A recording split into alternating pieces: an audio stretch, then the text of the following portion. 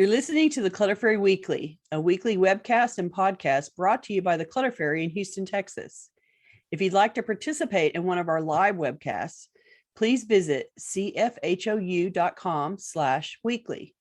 You'll find a calendar of upcoming webcasts, as well as instructions for joining the Zoom meeting via the app or by phone. We'd love to see you. That URL again is cfhou.com/weekly. Now here's the weekly episode. Enjoy. Hi, Clutter Fairy fans. This is Clutter Fairy Weekly for April 1st, 2025. I'm your co-host, Ed Gumnick, and I'm speaking with Gayle Goddard, certified professional organizer and owner of the Clutter Fairy in Houston, Texas. Hi, everybody. The Clutter Fairy Weekly is the webcast and podcast that digs deep into the clutter that piles up between you and the life that you want to be living. We explore the habits and behaviors that lead to clutter, and we suggest strategies to slow the accumulation, reduce the collection, and comfortably manage the stuff we decide to keep. If you're new to our Zoom meeting, we want to let you know that you can share your comments and questions via the chat feature, and I'll try to make sure Gayle addresses them before we move on to another topic. You can also use the raise hand feature if you'd like to ask a question or make a comment yourself via audio or video. And we're streaming the webcast live on Facebook, so you can share your questions and comments there, and I'll relay them to Gayle. We're going to start by talking about the weekly tittle from 2 weeks ago, which was called Another Way Out. The assignment was to find an alternative way to release an item for donation that you've been keeping to give to the perfect person or organization, perfect in quotation marks there. Right. Let's hear from our participants in Zoom and on Facebook who gave something away or made a plan to do so over the last 2 weeks. Please let us know in the comments. While we wait for our live audience to chime in with tittle reports, I want to share a comment from YouTube viewer, The Driftwood Lover. Driftwood writes, food for thought. If you're not sure who could use something or where to donate, ask the question in a Nextdoor group. I discovered a local church outfitting Ukrainian immigrants that way, and have seen many suggestions of charity shops that support women's shelters. I have seen plants and plant cuttings offered free or very cheap on Facebook Marketplace, and plan to offer one of mine once it's warm enough to leave it on my porch for pickup. In my area, we also have a regional waste agency that makes suggestions on where to donate items they don't recycle. That is such a great suggestion, and I wouldn't have thought to ask in Nextdoor for local charities, but that's a perfect place to ask the question. Everyone knows of something that's part of their church's outreach or supported by their office or a relative's favorite charity. You'll get local charities that way, and likely ones that are small and running on shoestrings. So they'll need what you want to donate to them, which is great. They'll think it's a wonderful gift that you're giving. I like that as a resource. Offer it up on Nextdoor. Ask for a charity that will use what you have and see what your next door neighborhood has to say about it. I'm sure they'll have some great suggestions for you. If you missed our show 2 weeks ago, give it a listen. Our viewers also gave us a whole bunch of unique donation suggestions, and we did our best to capture those. So check it out. I think the Nextdoor idea is great because it hones in on your local neighborhood, and you'll get suggestions that are unique to your environment. So great idea. Thank you for suggesting that one, Driftwood. We had a follow-up comment on the idea of leaving things other than books in little free libraries. Mm-hmm. And the YouTube viewer said, don't do it. Some people will be annoyed at finding things that are not books in there. And I think you could also just check with the person who takes primary responsibility for managing the little free library. If often it's the person whose house it's sitting in front of. Right. Check with them, see how they feel about it. Because you don't want to annoy your neighbors. Right. Catastrophe suggests for folks in the Houston area, she says, I highly recommend donatestuff.com. You can choose the charity, Purple Heart Foundation, Epilepsy, or Pets. You can schedule with them and they will come to you and pick everything up. You just set it on the porch. I gotta love that. Free labor. That's wonderful. Thanks for the idea. I've heard of donatestuff.com, but I haven't used them myself very much. So great idea. Jane says, I'm doing the opposite. I have 2 bags of clothes ready to drop off. The first will be dropped at Goodwill today, and the rest a gift and thrift shop on Thursday. The nicest things, like new, go to the gift and thrift shop that supports local schools. Oh, excellent. Good. I'm glad you have your favorites so you can constantly be going there. That's wonderful. I think it does help once you pick a charity so that you get familiar with their rules, their drop off criteria, what they take and they don't take. It always makes the process easier if you're familiar with what they will do and what they won't do. And so, picking those charities and getting really familiar with their routines and processes just makes the process easier for you when you're packing up. You don't end up taking a bunch of stuff they don't want, and they're happy to get what you have. So it's good to hone in on some and get really familiar with them so you can work with them, right? Ginger says empty, clean pill bottles can be shipped to Matthew 25 Ministries, and that's m25m.org. I wonder what they use the pill m25m.org. containers for. I don't know. I'll have to look it We'll up. look into it. Yeah. Mm. Okay. Um, Thanks for that. May says folks could place kittens in the free library. We are definitely not endorsing that idea. Oh my goodness. No, do not drop your kittens off unsupervised. Anita says I've been holding on to a coral satin long formal and planning in quotation marks to turn it into a magnificent costume. It will never fit, and I'm including it in my church's upcoming rummage sale. I want to see it Oh. on a much younger body than mine. Right? Exactly.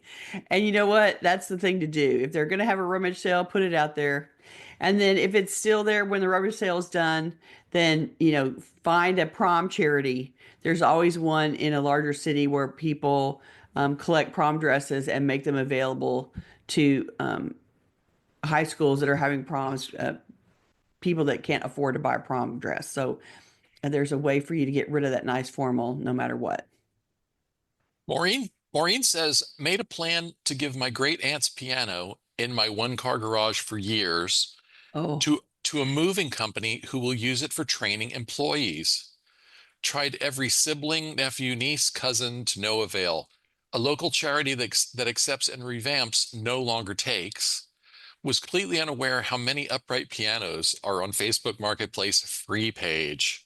I At know, le right? at least it will be used for a purpose. I like that. And it will be because, that people still have pianos that have to be moved and they need to know how to do it. So, how clever of you to find somebody that wants to train with it. That's great. And you know what? That means that the moving company comes to pick it up and take it away from you, which is awesome. So, good on you. You picked the perfect target to aim for. And I can't wait to hear when you tell us it's gone and you got that space back in your garage. Catastrophe recommended another resource, listia.com, listia.com, Listia. is a place you give away items, but they're bought with points. Auction style, not dissimilar from eBay, and everything is done with points. You can choose if you want to have them pay for shipping or not. I've gotten the Huh. greatest things from there for free by getting rid of some really insignificant things. I have books from the late 1700s and 1800s, faceted gemstones, other antiques. Wow. Okay, Interesting to cool. check out. We got to check that one out. Listia, Listia. Yes. Cool. And finally, the mag says I donated all my daughter's prom dresses to my local high school. There you go. Yeah, and if they're not using them for other people to wear to proms, they may end up in the costume department in the theater department. So, Right. great place to do with them. Okay, let's get on to our main topic. Okay? Not all decluttering and organizing tasks are created equal.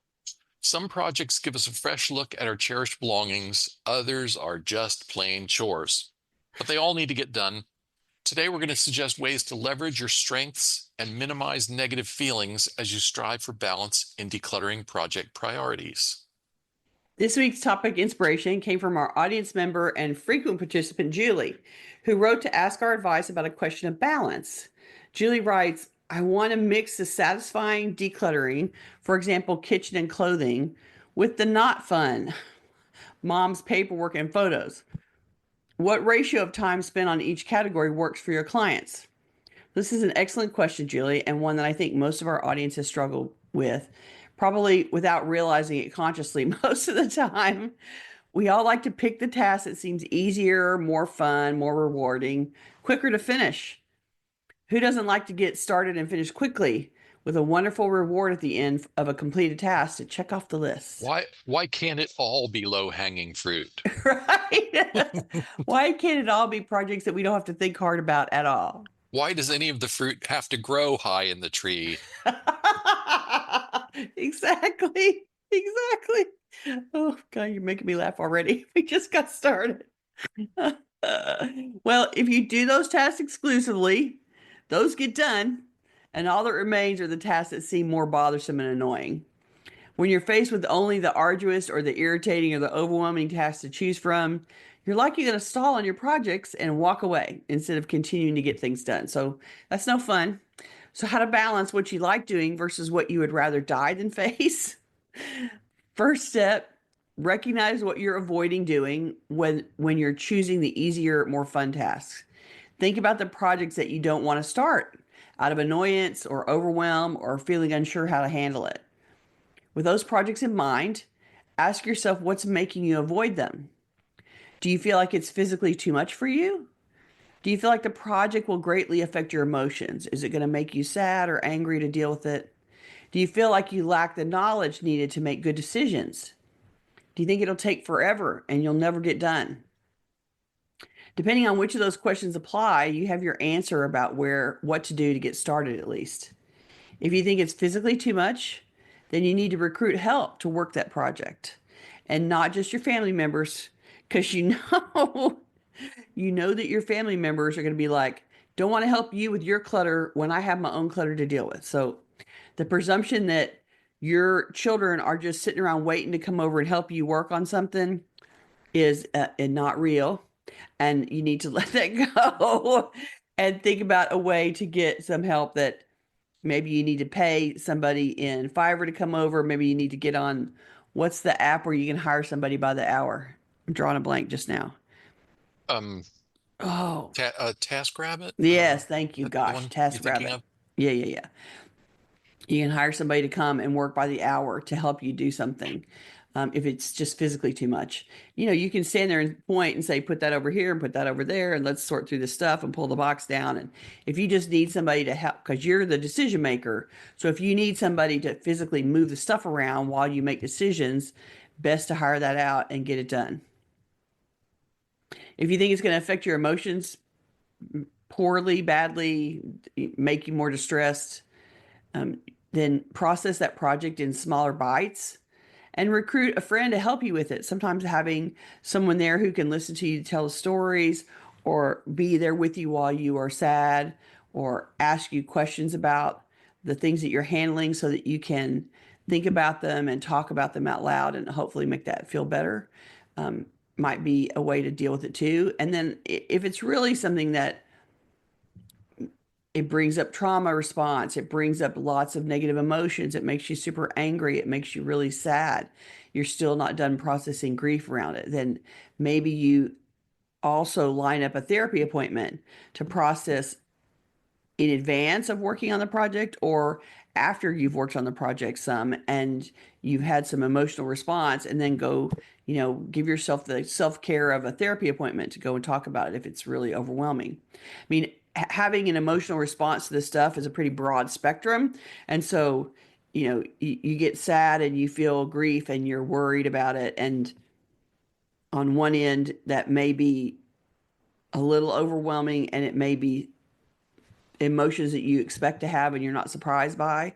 And on the other end, it may be that you have a really huge response to what you handle, and then it is very, very overwhelming and really shuts you down. And so, depending on where you are on the emotional response spectrum, you may need more. You may be able to handle it yourself or process it with friends. Or you may need to put more attention and support and self care into dealing with those emotions and go see a professional to help. Nothing wrong with that. Nothing wrong with that at all. If you feel like you don't have the knowledge you need to make the decisions, if that's what's hanging you up, then it's time to do a little Google research about what to keep and what to toss. You can ask a professional that you trust if you want to talk to your accountant about paperwork, or you want to talk to a financial advisor about paperwork, you can ask that person.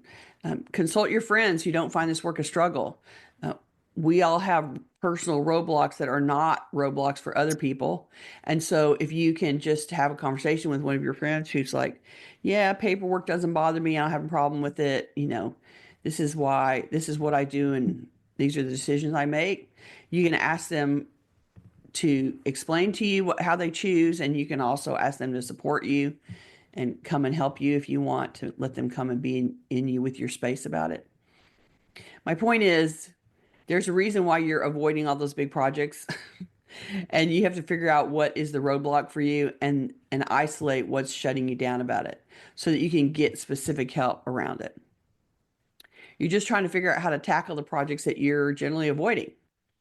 And if you're armed with some more support, then you can schedule your decluttering projects and trade off the easy ones and the fun ones for the harder ones.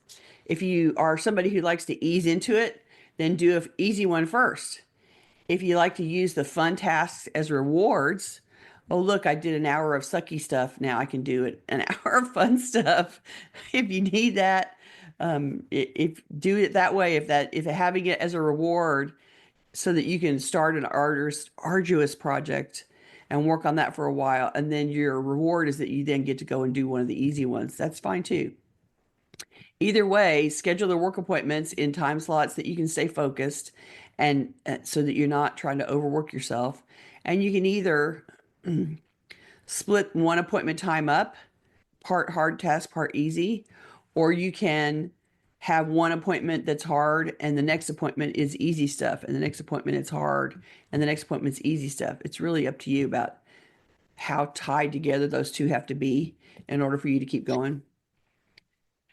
I've really had both kinds of clients. One who needed my help to do the ugly task at all. She wanted us to work on what she couldn't do alone. For her, using me as the person to help her stay focused on the stuff that she doesn't like, and to have somebody there to ask questions and to sort of pitch in as it's paperwork. And so as we sit and do a paperwork, I can pre-sort stuff. I can go through and call out things that are, oh yeah, I know this is trash and recycling. That's going to go immediately.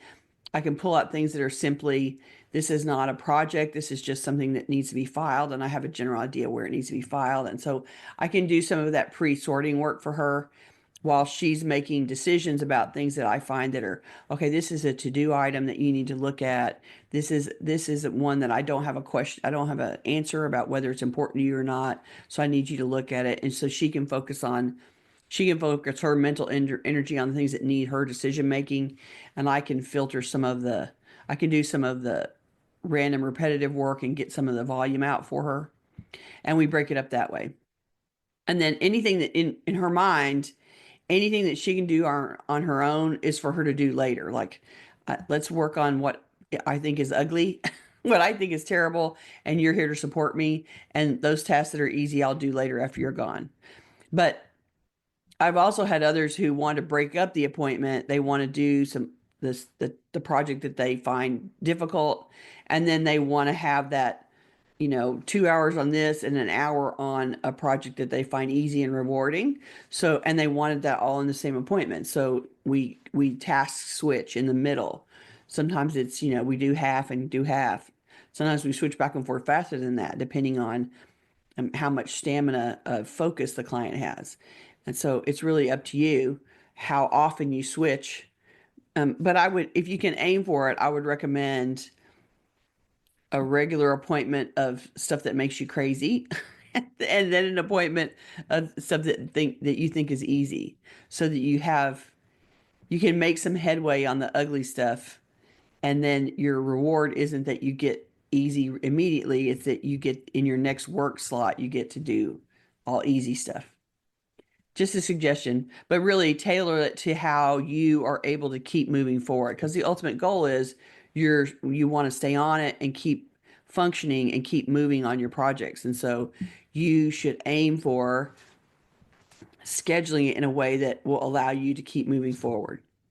And sometimes the harder stuff is so overwhelming that you can't focus on it for more than I can't take it for more than 30 minutes, or I can't take it for more than an hour. Great. Okay. So do that for an hour, go do something else fun for an hour and come back and do another hour of the project that's making you crazy.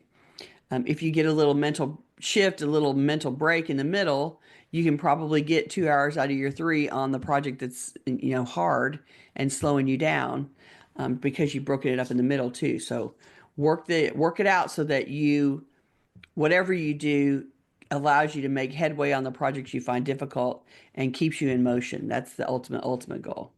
Well, and that stepping away can have the benefit of helping solve problems in your subconscious. Mm-hmm.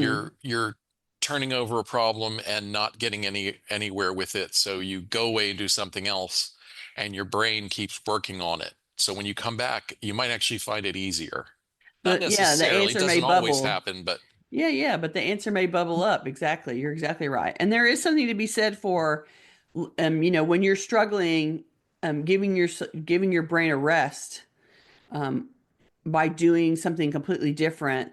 If you're having a big emotional response, you don't want to keep flogging yourself, but you still need to try to make progress. So you know, the, give yourself the hour and have the emotional response, and then walk away from that emotional response and do something that allows your brain and your emotions to rest, before you come back to it. And so it gives you a little recovery time. Think of it as recovery time.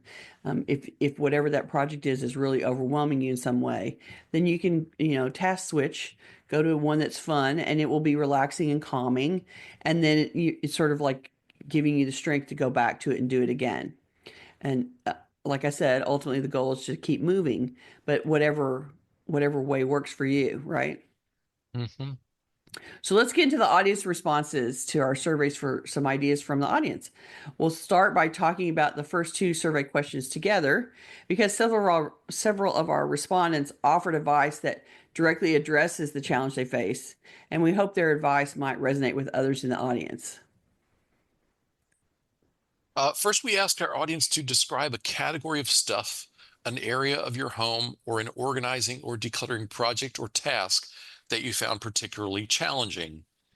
The follow-up to that was, what advice might you give your younger self to help reduce or avoid the challenge you described in the previous question? Lise said, I have always had trouble with sentimental items. Self-imposed responsibility of said items due to family expectations and guilt. Her Mm. advice to her younger self is, let it go. It is not your stuff or responsibility. They can be buried with it. Don't bury yourself. Their expectations are unrealistic. They value their stuff more than they value you. I found that a really insightful comment. They value their stuff more than they value you. And I'll add that it's the easier way to dump their clutter by giving it to family members. In extreme form, having it in the family is, in a way, not actually giving it away at all. I have a client whose parent gives her things and then later asks for them back. Like my friend was the client was just a free storage unit that the parent used until they needed the item. Really, once it becomes yours, you're the recipient and the owner, not just the steward of the item. If it gives you good memories and it's an exceptional reminder of the giver, then keep it.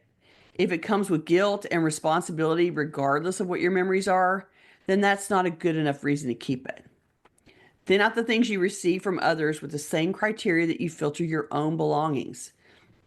If it bothers you to give up things that you've inherited, offer them to another family member. If there are no takers in your family, then donate the stuff away with a clear conscience. I felt like they value their stuff more than they value you might be a little bit of a harsh judgment, but I mean, I think it's certainly true that they value their stuff more than they respect your time and your space, In your space for sure. you know? Well, and she may be reflecting a larger family dynamic about Yeah, what and the her family. and her personal experience, certainly, Yeah, yeah. yeah, yeah, yeah. Yeah. Anne says for Sure, sentimental documents, papers, and photos, but I have made significant but slow progress as I collect associated stories, share, and file or purge as I go.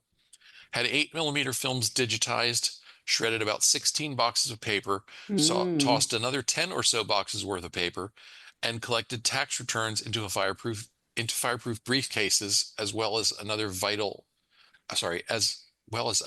with vital info and docs. Forward movement. Anne's advice to her younger self: purge papers annually or at least every 5 years. Really glad that you're here to hear that you're making good progress. And purging papers repeatedly over time is excellent advice. That paper project didn't get any smaller for waiting to get started. Someone else recently suggested a journal of the memories or the stories that go with the items so you can keep the story and let the item go. And I always thought that was a really great idea. We pick up things and go, oh, this reminds me of, and then it starts a story. And really, it isn't the object that you're holding on to as much as the memory you're holding on to and the trigger. And so you can capture that story, write it down in a journal, and then the memory is there and written, and you don't have to keep the object. You don't have to keep the object as the only trigger of the story.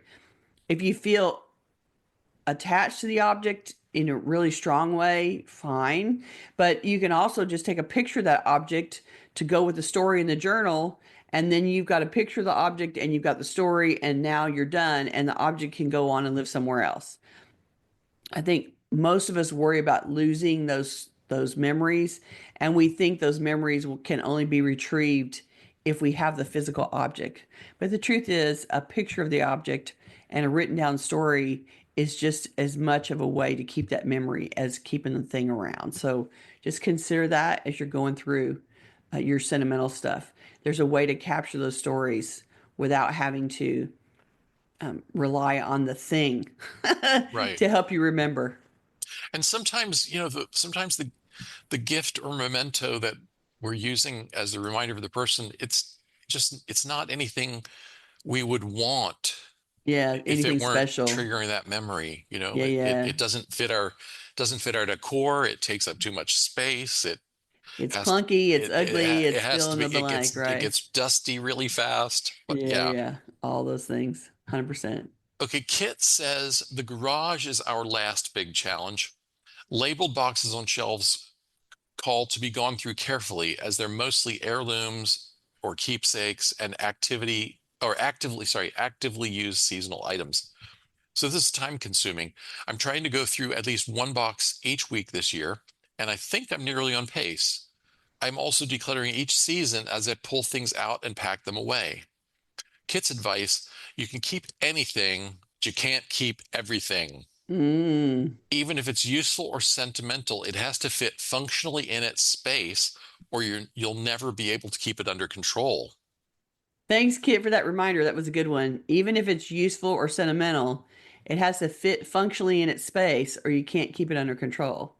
And even actively used seasonal items will age and be less important over time to be replaced with newer items. So the plan to review what's stored to make sure it is still worth keeping is a good one. No need to store it just because you can. That just keeps your house full instead of manageable. And we're all about managing the stuff we decide, easily managing the stuff we decide to keep here at the Clutter Fairy. You've heard me say it a million times. So that garage is probably full of a lot of stuff that you're just keeping because you can, because you have the space. And you don't have to have that space full just because you can fill it. You can just have empty space in there. And wouldn't that be a shocker? So just a thought. Good job. I'm proud of you for continuing to keep ticking away at the boxes that are labeled in there and making sure that it's really still stuff that your family wants to keep. Excellent. DS says her problem category is ancestor stuff, Mm. genealogy papers, and family photos. The advice she offered is find like-minded people who value family information and spread copies of what you have widely in hopes that someone younger and more tech savvy will take over. That's a good idea, DS. Outsource it. Outsource it to the younger generation, right? I would add that you can also look for a genealogy library. We have one in Houston that actually accepts materials from families, and there are certainly others in the US. And these days, you can upload a lot of info into ancestry.com and similar databases online, which makes your material available for other researchers forever instead of just your immediate family members. So, with the 23andMe results popping up, people are getting family matches that are much deeper back in the family tree, several generations back. They have some grandmother in common. And so people that are unknown to you now and unknown to your immediate family will come looking for your data. So I think if you are that genealogy person, you don't have to worry about keeping that cache of specific paper and making sure that it gets to the right person. You can pass that on to a library, or you can, photograph and upload things into ancestry.com so that it won't be lost. And I think that's worth the effort. And especially if you don't find, if you're the last one standing, or you don't find that someone in your family is as interested in genealogy as you are right now, I think it's worth it to just go populate that stuff on the public forum where everyone is looking for information about their, however many generations back relatives. And so I think that's a good way to dispose of it without having to track down the exact right niece or nephew that's going to take over. Okay, Blue Nose Brenda says that paper is her problem category. She Mm, is not alone in that regard. I know, right? Her advice, do not take a break. She put take a Air break in quotes. quotes from decluttering and filing papers. The time you take away from the task is doubled in the catch-up phase in the future. The point taken, Brenda. You just have to catch up for the time off while the paper keeps coming when you're taking your break. And I have done those projects where the person was just shoving paper to be dealt with later into a room, and they do it for, a big chunk of their adult life with the idea that when they retire, they're going to face the project.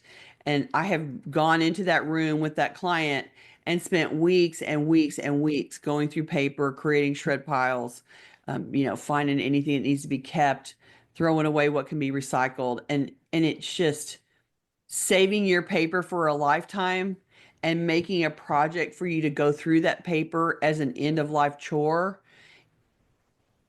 is a lot. It's a lot to ask yourself to do later. So if you can work on paper now so that it is not an ever-growing stash in the back room somewhere in the file cabinet you keep adding to your office, and I don't want to deal with this, I don't want to deal with this, I don't want to deal with this, I'll do it later.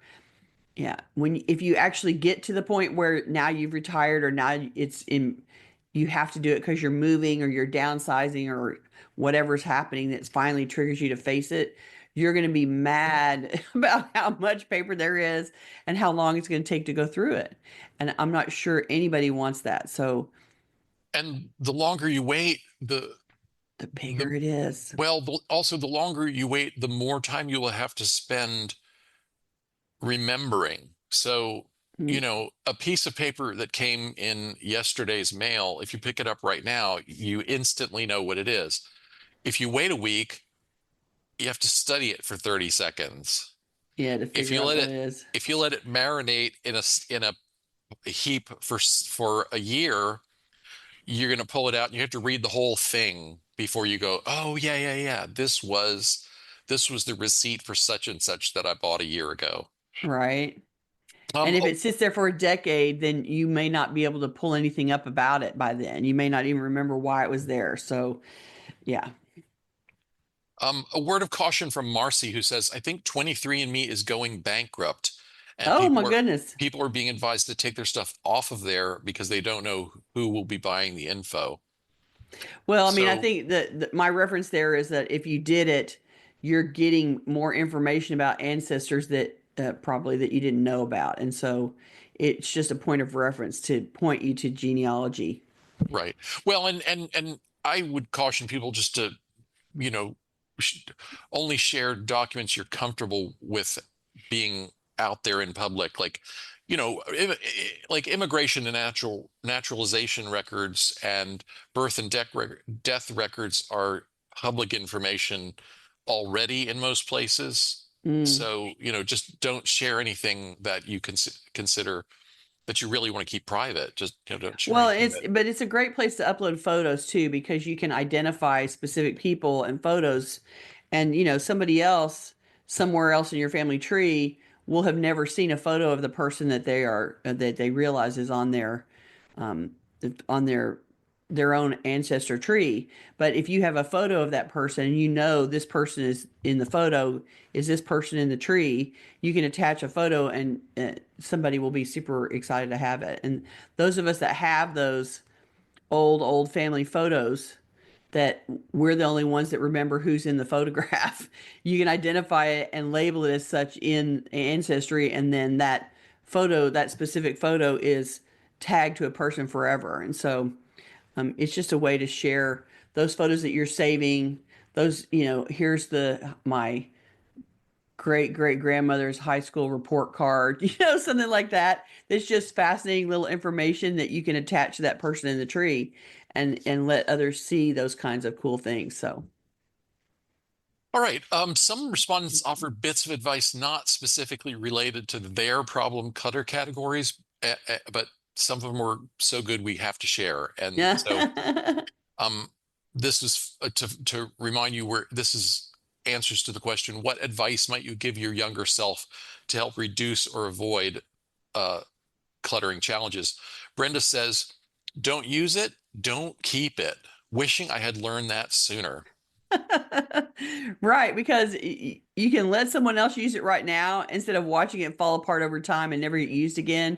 And you can free up that space in your closet, in your cabinet, in your drawer where you are keeping something there for 2 decades while you're not using it and no one else is using it either. So I love the idea that, tell your younger self, if you're not using it, you don't need to keep it, pass it on now. Don't get super attached to it just because you own it. Release it out into the wild and let somebody else get a use from it while they can. And don't start jamming up all of your available storage space with stuff that you don't use. Ruth suggested buy fewer things. Get one item per use. For example, scissors. That is really such a simple statement. Buy fewer things. And I would add, find a less expensive hobby than shopping for fun. Spending money is not a very helpful hobby, and it has all sorts of unintended consequences. But you can entertain yourself some other way, save some money, and help your space stay manageable. Find a physical hobby. Find a crafting hobby that you can do inexpensively with friends. Figure out sing in the choir. Do something that doesn't involve buying stuff, and don't let shopping for fun and entertainment be your hobby, because those hobbies are destined for you to continuously be buying and adding things to the house, and in direct violation of the buy fewer things adage. Good Uh, idea, Ruth. Finally, a user who identified herself as overwhelmed and sad shared, that's what she put in as her name, shared Uh, shared this advice. Don't let this mess get started or tackle it when it's a small project. Don't let it get to be too big of a project. I should have kept my promise to myself not to get a storage unit. Don't think you'll have all the time in the world to do something about it because time goes by too fast and other things come up out of nowhere. very sage advice. Time does fly by, and the projects don't get smaller without your intervention. And going and transporting the project from your house to a storage unit just means that you have to pay to ignore it, which is really never a good thing.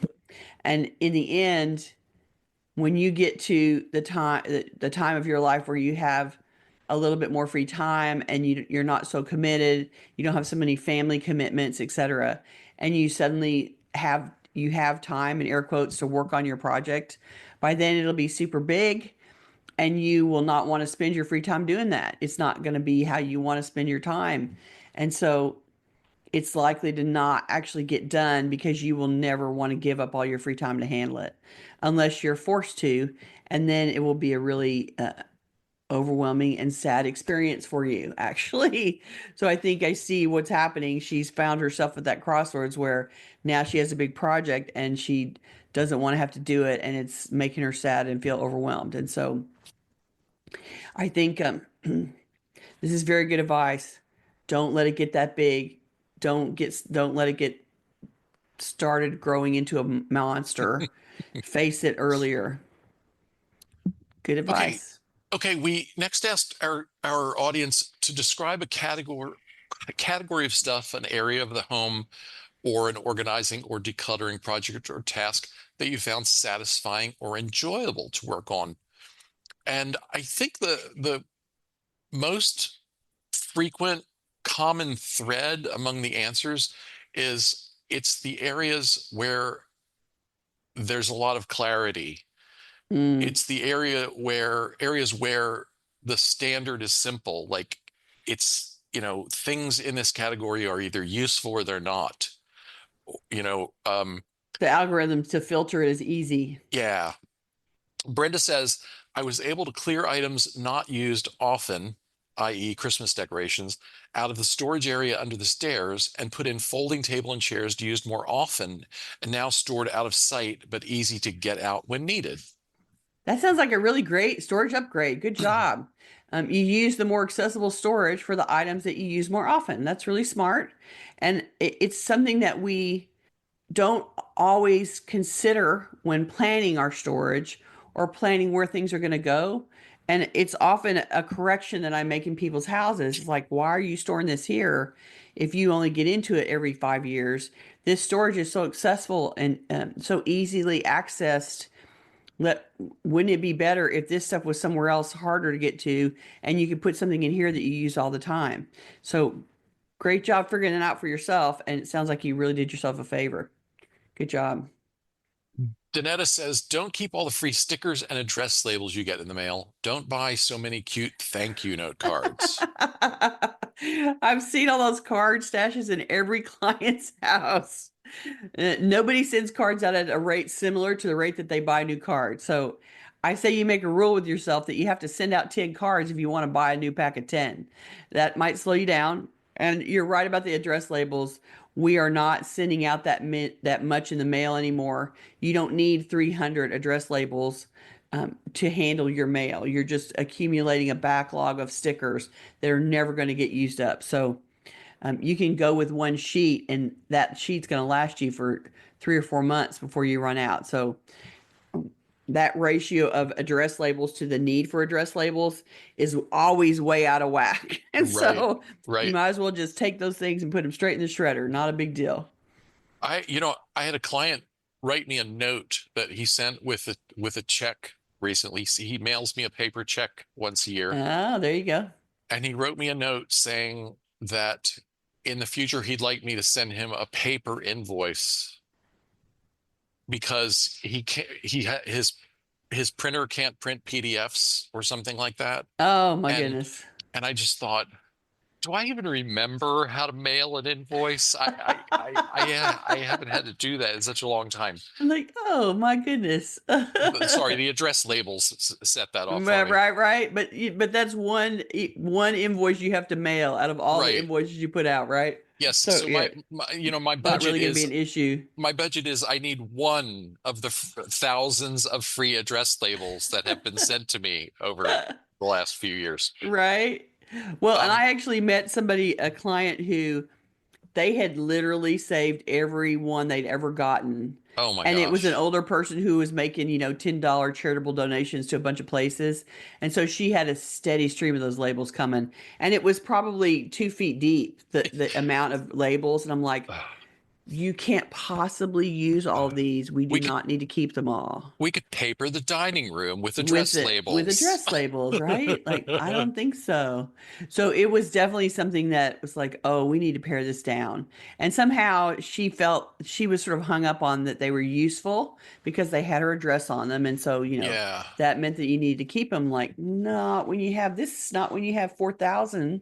You can probably let go of 3,900 75 of them and it'll be okay. And it was a discussion that we had to have for a while before she was willing. And she still didn't pare it down as much as I thought she should. But we did make a dent. And actually she had to go through and look at them all and pick her favorite designs.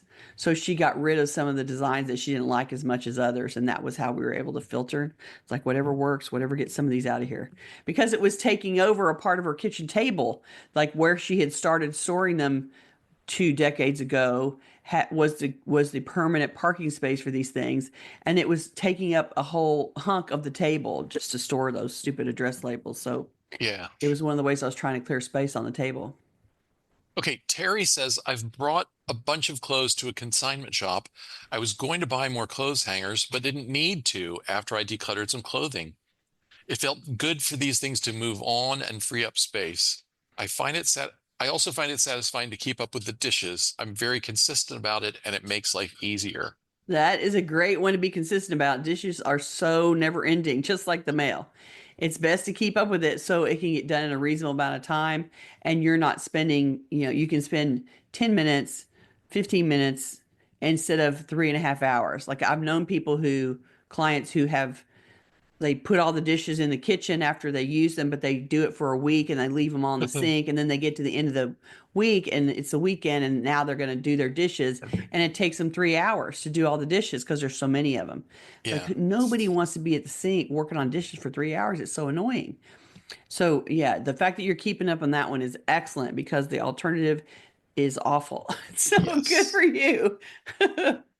Catherine says, I've been able to get the dining room cleaned up enough to have had guests for 9 days during Christmas. It was wonderful to have my nephews eat at the table and not have too much stuff around on the floor of the dining room. That's a great project to get done. Having people stay with you and eat at your table every day must have been a really great treat for you. And that's an example of you faced it, you did it, and then you got this great reward out of it for having you. I mean, like the immediate feedback was you spent time with your family and how much fun it was, right? So you got a payoff for having done the work, and that is wonderful. I'm crossing my fingers that you didn't take stuff and just move it all into another room.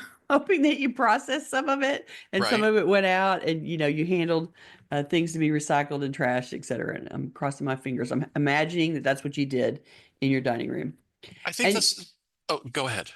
are you going to talk about clarity here? Well, yeah, Yeah, I was yeah, going go to talk ahead. about how having a clear objective or goal, I Mm, want to entertain the family at Christmas, can help make a muddled category or a difficult space easier to confront.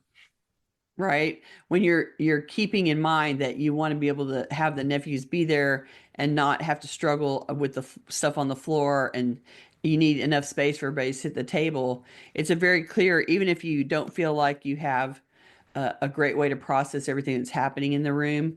You still have an end goal to clear it up with something very specific and concrete in mind. And that concrete goal, that clarity of goal, really helps in terms of staying on it, even when you start to struggle. Yes. Okay, one Good more on point. this question. The Mags says, my closet. My clothes are all arranged in a neat order. I enjoy going into my closet to tidy up and look at what I have. I actually have empty shelves. Isn't that exciting? Empty space. Yay. I just worked with a client this past Saturday who had me go through his closet with him and get rid of what he wasn't wearing. And he has health issues and is unsteady on his feet. So he needs it to be easy to see what the clothes are that he has and to be able to find what he wants to wear quickly before he kind of runs out of physical scene to be standing there. So he gave away over half of his clothes. And now there's so much room in the closet. And he was so thrilled. And on top of that, as we were going through suits and making choices about suits, he found a Mont Blanc pen that he had re- Oh, nice. received as a gift or he had bought back in the day, his professional life. and he thought it was lost all for like a decade or 2 decades. It's like, I had that Mont Blanc pen and I thought it was lost all this time. Like, you just didn't go through your pockets. It was in one of his coat pockets. And he spent the rest of the appointment being all excited that he found the pen. He found the pen. He found the pen. He made me take a picture of him with the pen. He was so thrilled. And it was clearly something that had been bothering him for a long time, that he lost that pen that he bought. And so he was so excited to have found it.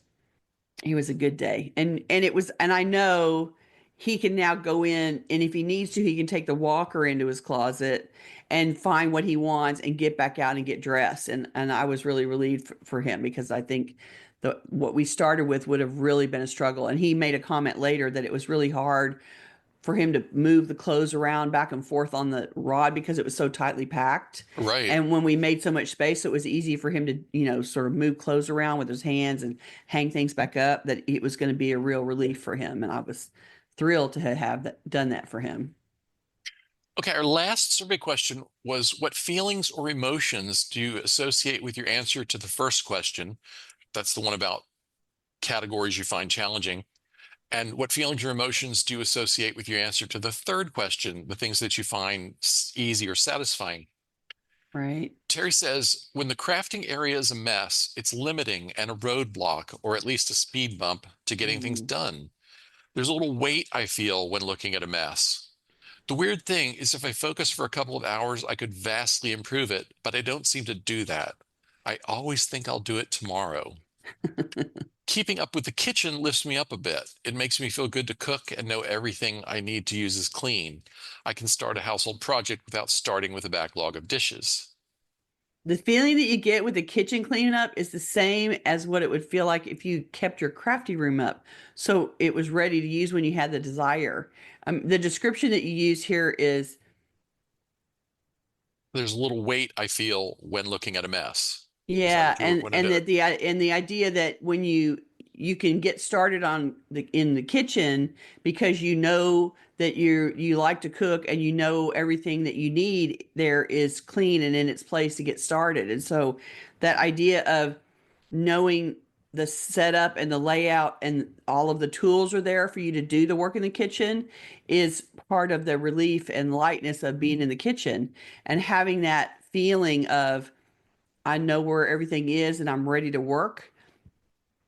In other parts of the house and in the craft room is a good thing to aim for. It really is that relief of, I don't have to start with the stress of looking at a jammed up craft room, because it's everything's put away and you can go in and start doing your thing, because you know you're going to know where the tools are when you need them. It really is worth the effort. And crafty people always have way more than they need, and then they let the room get crazier than they want, and then they shut themselves down. So, you know, bite that elephant one bite at a time. Go in there and work on it continuously over several days, and get it back to a place where you feel comfortable about it. You'll be happy, because you don't want to lose your ability or feel like you can't craft when you want to, or need the stress relief or feel inspired because the place is a mess. And leverage your successes. when Mm. when you have an area that you're proud of the work that you've done to get it organized, use that, remind yourself, I can do this. I've done this, and I'm going to get similar benefits when I do this in the next, the place that I'm struggling in. Mm-hmm. Exactly right. Okay, Lynn says the emotions she's dealing with are anger that my mom's clutter got as bad as it did and was left to me to sort, clean up, and dispose of. I have enjoyed remaking her house from a place that was uncomfortable to be in and had no space for me to be me, to a home of my own tastes with no more feeling of obligation or responsibility for what happened or was collected in the past. I get to enjoy living in the present in surroundings that I feel good in. Freedom to live my life, not hers. Isn't that wonderful? That, in a nutshell, is exactly what you're aiming for. The freedom to live your life, not your relatives' lives. And I think that's great feedback for everybody. And I sympathize with her anger that she was left with this project to sort and clean up and dispose of. And she got the benefit of, she moved into the house, and so she was cleaning up her mother's mess, but she was also remaking her own living space that she was going to benefit from the work exactly. Um, Everything that she did there was going to make her own living space better. And so she had a little bit more incentive than somebody else might. And I've heard people say sometimes in when I'm speaking or my clients don't usually say this, but I've had other people go, I don't care if my kids have to clean this up, it's their problem. Oh, And I yeah. always think, oh no, God, no. Oh, please, no. I Yeah. think it's very helpful for if you have the compassion for your children, the empathy for your children, having to clean up the mess. I think it's a good motivator. If you have had to do this and Lynn is mad that she's had to clean up her mother's clutter and it was really bad and she had a huge amount of work to do because of it. And she in contrast, I expect is not going to leave that kind of mess for her kids. And so she will have been um, going through her own stuff and making her own stuff not be such chaos so that there's not so much left at the other end to work on. And this is why, the concept of Swedish death cleaning came up. And we were Mhm. talking about this at conference this past week. There's you do not want to leave your enduring legacy to your children does not need to be a house full of stuff that you couldn't process and you couldn't face to deal with and that you left for them as a massive chore that they have to work on after you're gone and when you're grieving. And we had a speaker at the conference who's um, taught their organization is called parentingagingparents.com. And they are a couple who used to be in TV, and they both had aging parents. They both have aging parents. And they realized as they were trying to help their parents and help them downsize, help them deal with um, de- uh, executive functioning deterioration, that they weren't clear about the resources. They weren't sure where to go. And they ended up starting a Facebook group um, that I think is also called Parenting Aging Parents. And they have like 20,000 people in there, all of whom are that adult child that have aging parents that they're trying to take care of so that they can share resources and, you know, share distress in the middle of the night when somebody is very upset about something that happened, that they can go on the Facebook group and there's somebody that's there that can, you know, read the comment and respond. And they share a lot of resources and they have a guide.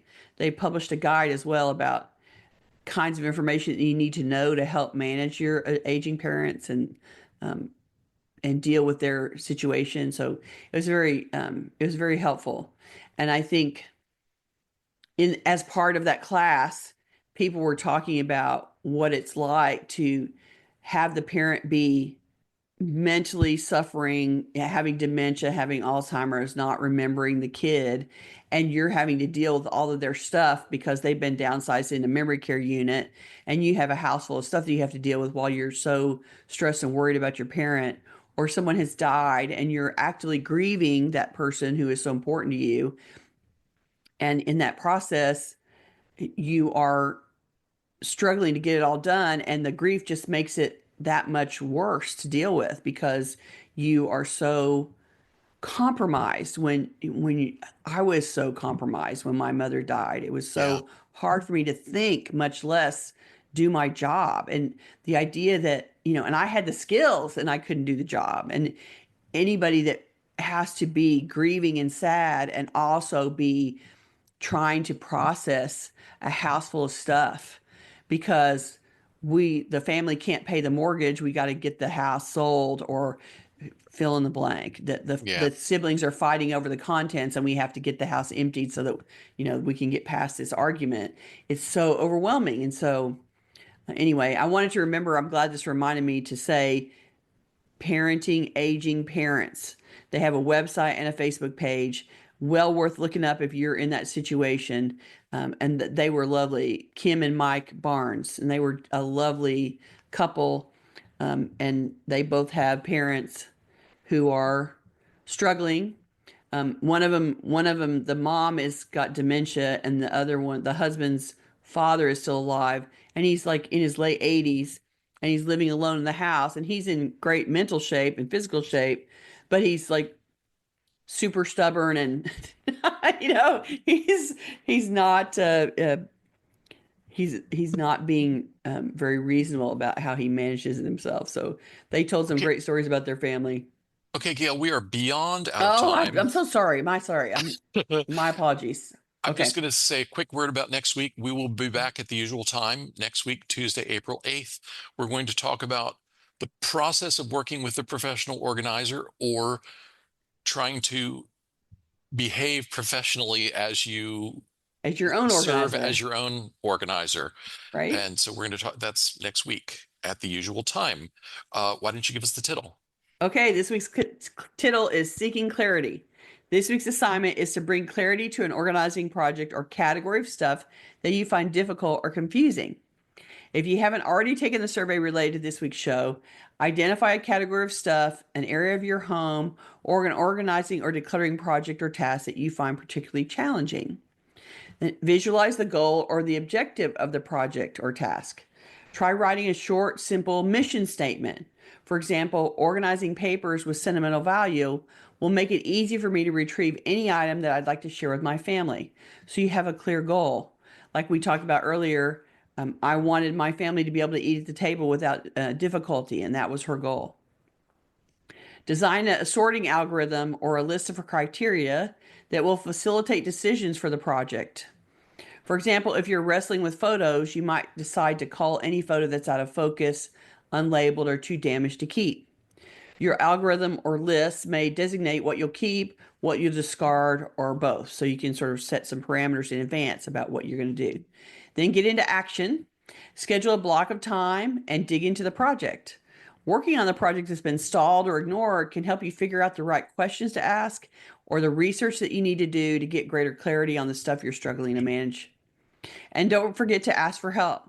Seek assistance from a friend, a family member, or a professional who can provide a clear perspective on decisions or aspects of your project that trip you up. Then come back and tell us about it next week. Okay, if you're watching this on YouTube, we would love for you to join us live. To get notifications about upcoming events, we invite you to join the meetup group by visiting cfhou.com/meetup. Eat up. You can also follow us on Facebook by visiting cfhou.com/Facebook Facebook. or join our mailing list by visiting cfhou.com/subscribe. Subscribe.